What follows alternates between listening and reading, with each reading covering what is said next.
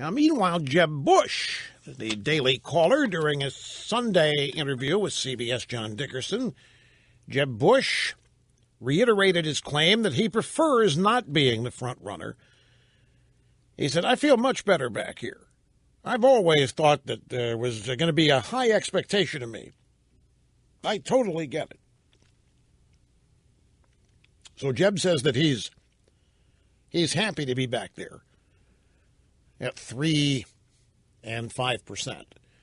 His thinking is, hey, there's only one way I can go here, and that's up.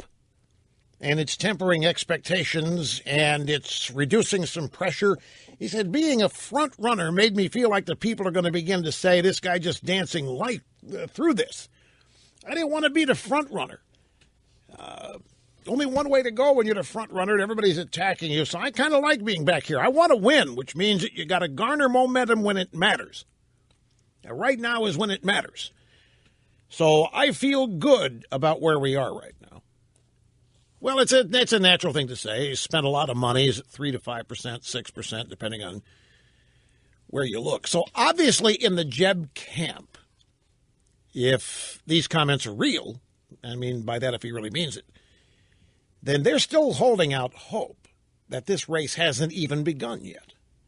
And that everything up to now has sort of been, well, it's real, but it isn't real. It's sort of artificial. And as we get closer and closer to the Iowa caucuses and the New Hampshire primary, that the weight of what they're about to do will start to weigh on voters' minds.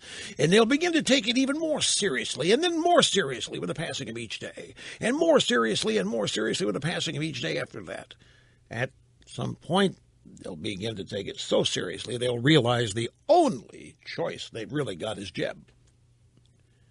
And that they've just been playing around up till now, realizing that they've had plenty of time to play around with their emotions and their feelings and kind of toy around with the pollsters.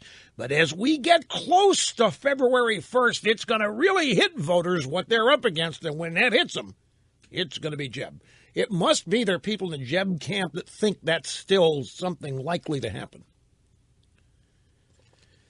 In the meantime, Trump is out there hitting Hillary.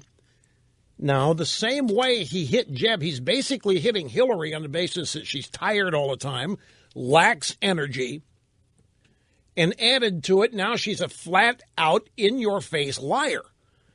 And she needs to apologize. And Trump's out there saying, hey, look, it worked when I told people that Jeb didn't have any energy. And he looked like he didn't really want to be doing this. It worked. It did Jeb in. I'm going to do Hillary in the same way.